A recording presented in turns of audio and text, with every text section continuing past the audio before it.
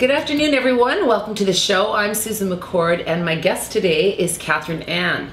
She is one interesting woman. Her life started out extremely difficult, and she's here to tell her tale with the hope of inspiring other women that there's always hope in life, and regardless of how bad it is sometimes. So Cathrine used to live in Toronto. She was born and raised there, and she now lives in Seychelles on the Sunshine Coast in British Columbia. And we are in Vancouver at the moment, and I'm going to get Cathrine to start off by telling us a little bit about how her life started out. Thank you for the invite. You're welcome. Hello, everyone. Oh, by the way, it's a pleasure. Cheers. Yes. We have Beaver Buzz and sugar-free Red Bull. Sugar-free Red Bull. There we go. That's what's keeping us perky today. Okay. Well, perky from the neck up. Yeah. Something else is keeping me perky from the neck down. What's that? Surgery. Oh, yes, we have to talk about that. We're going to talk about that. So tell me what's happening with your story that is becoming very public knowledge now. How did that come about? What made you decide to tell your story? Well, my story came out by accident, and I am now the author of my memoir, Beautiful Buttons. Let's see this. Memoir of survival and triumph. Look, I have to look at what it's called, right? Because I don't refer to it too much because it was very, very hard to write.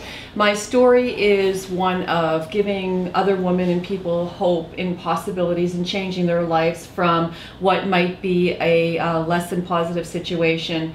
And my story is about change and inspiring people and motivating them to do something in their life that helps them become better.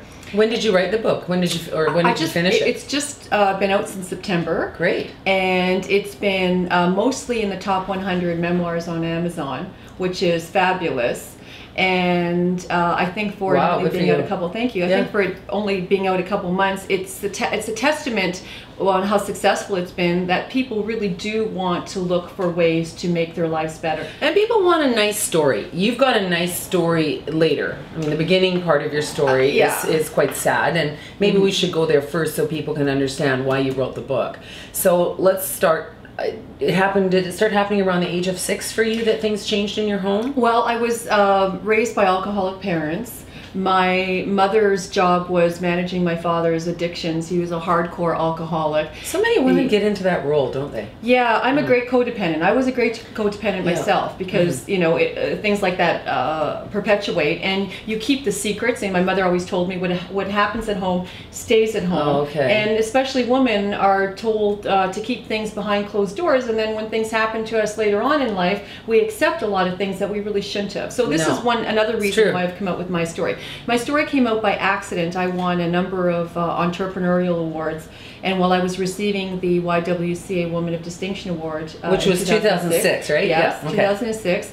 I got up in front of 1,200 people and said, well, this beats being homeless, unemployed, and eating out of garbage cans, and I laughed. And did it shock everybody? You could hear a pin drop. Because nobody knew anything about your life before that. Here it is, this woman who's competing with Order of Canada recipients for this award and presidents of university and colleges, and I was very honored and happy just to be nominated. Yeah. I didn't think I was going to win. But did you question as soon as it came out, when you spit it out, that, uh-oh, what have I done? Or did you feel it, this is time, I'm so glad I did that, now I can talk about it? No, I thought it's still difficult. That's why I haven't read the book front to cover yet. I mean, I did chapter by chapter and edited and wrote it myself. Yeah, I really haven't, because it took me right back, and it takes me right back. Yeah, and you know what? It doesn't matter how far you've grown with something in your life, you're never going to forget certain things. It's always going to be a visual. Definitely. And it could take you back for maybe a couple of days sometimes, I'm sure, right? Yeah, it was really, really tough to write it. I had a ghostwriter originally, but anyways. Oh, I read that you did. I did a lot of research on her. But she and eye on you. Yeah. We just met today.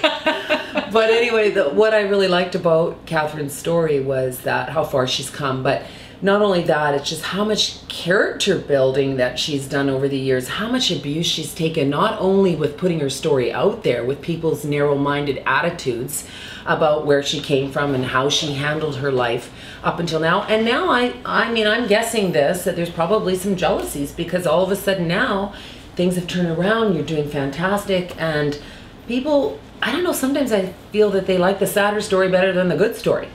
A lot of times that happens. The thing that, I get often asked, do people question you about the legitimacy of your book? And I always say, no one's ever questioned that this might not be true with Except maybe Oprah. Except Oprah, please ask me on air. Oprah, there's no lies in this book. We will not be another James Fry. This is all true, true. Yeah.